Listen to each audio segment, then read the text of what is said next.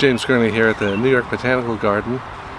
This is the set of tree peonies that they have here, which are in full bloom now in the middle of May, and I want to capture them in watercolor and gouache.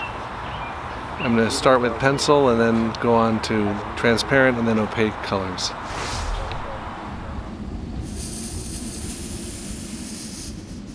The peonies are in their prime now. It's the middle of May, and a couple of these will only last a day probably.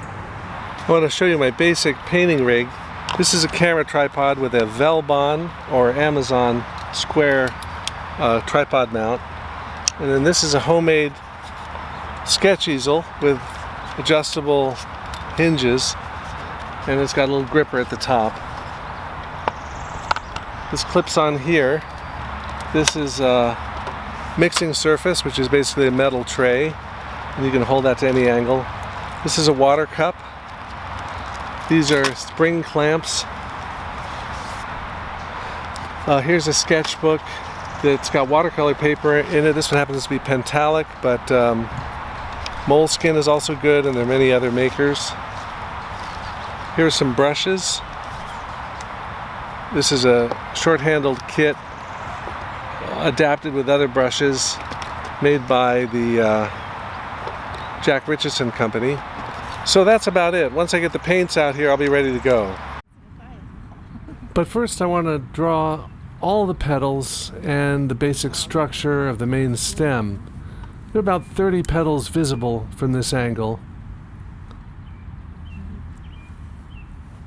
Now colors, I've got titanium white, scarlet pyrrole, quinacridone red, opera rose, dioxazine violet, permanent green pale, nice color for the leaves, and then cobalt teal, raw umber, burnt sienna, and then I can add more colors later if I need them.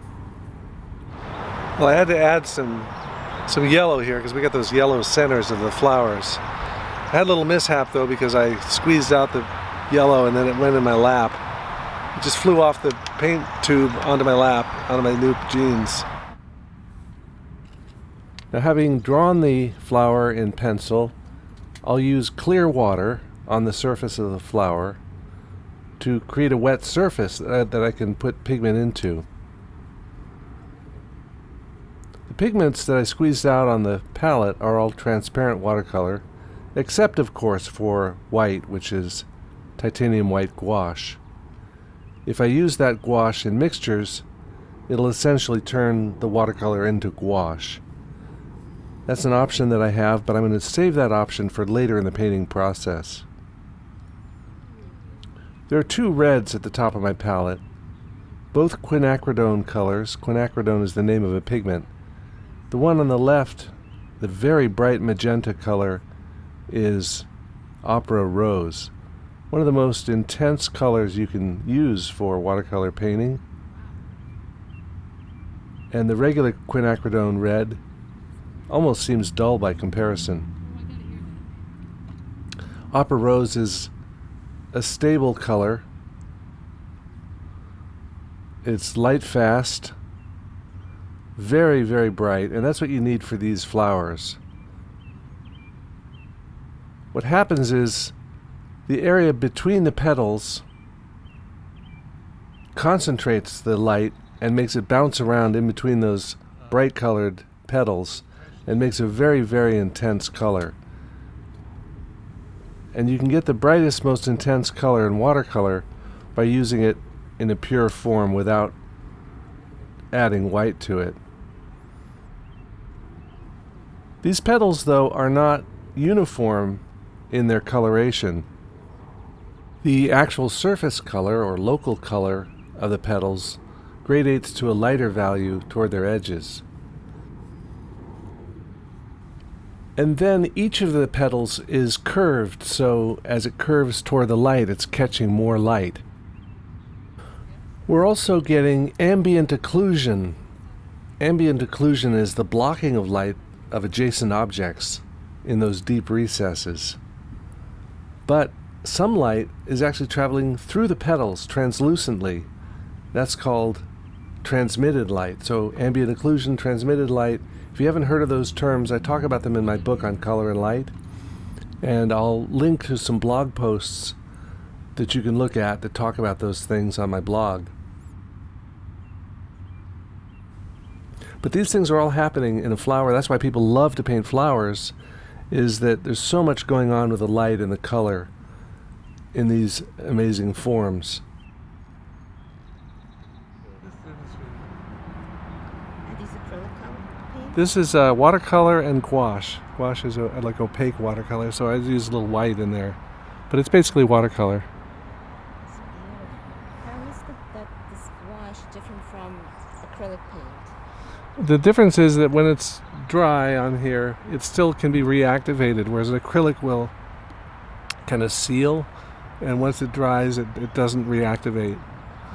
They make a stuff called acrylic gouache, which is kind of more like a matte surfaced acrylic, and that's a good one to try if you like the opacity of gouache, but you want more of the permanence or the solid surface of acrylic. You have to have a lot of patience for this. You do. That's the key. That's the hardest thing to achieve, I think, is patience.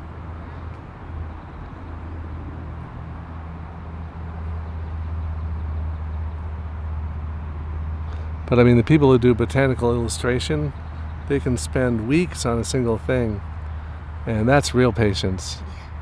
When you're painting outdoors, you have to have a faster approach because it changes so quickly. You did this just today? Yeah. Wow.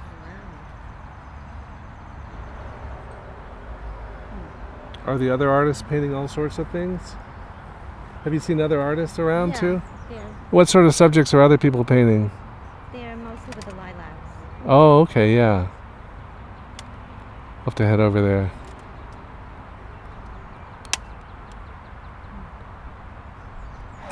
Is your water cup good or that's Velcro?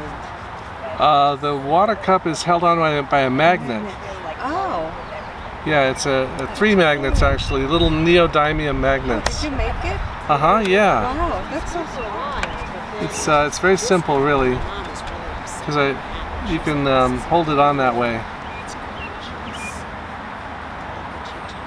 That's beautiful.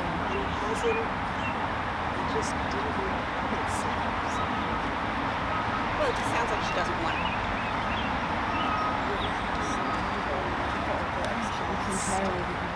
Yeah, I never had that, but I had a friend who got bent out of shape about something. I feel like the painting needs some softness and a kind of sense of a cast shadow of those flowers, so I'm wetting an area and dropping in some pigment just to make a kind of a gray, soft area behind those leaves. But the sun is out on the flowers and on us. That's why we put up that diffuser to make the light on the painting softer and more diffuse. Same color it was. No, not at all. Not at all. It's got like a lot of orange in it now. I've also got to use my paint rag to block the sun from burning my neck. Very stylish, don't you think?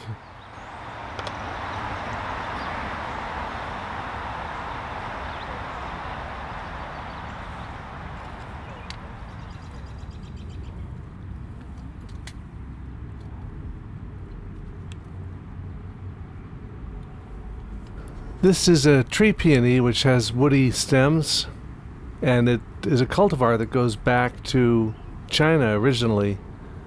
They were grown in China for thousands of years.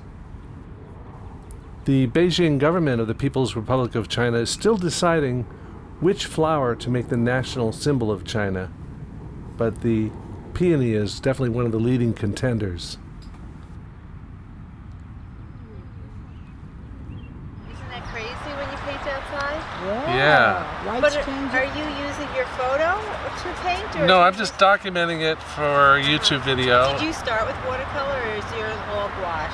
I started with watercolor and then just added some white recently to try to paint those light edges of the petals. House over there, and there's some people painting Oh, nice. milk with the water, Oh, yeah. which is also very pretty. It's a mix of different groups of painters. Yeah. Urban painters tend to usually paint buildings, and there's a lot of outdoor painters who tend to do landscapes. Right. So this is the artist day at the gardens, and there's people from all over the place. So excited.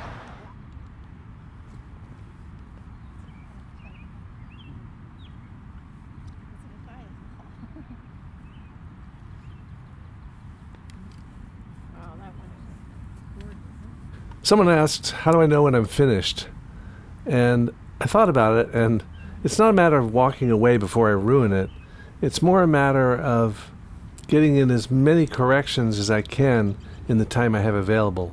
The light changed from overcast on the left to sunny on the right, and the flower opened and drooped.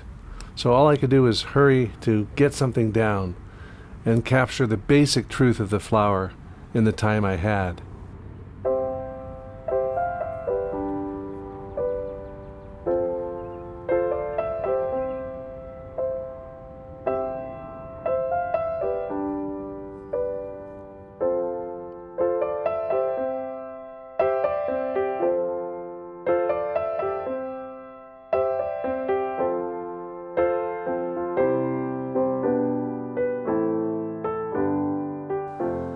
Soon we would be meeting up with the other artists, comparing notes and stories of our adventures, painting at the New York Botanical Garden.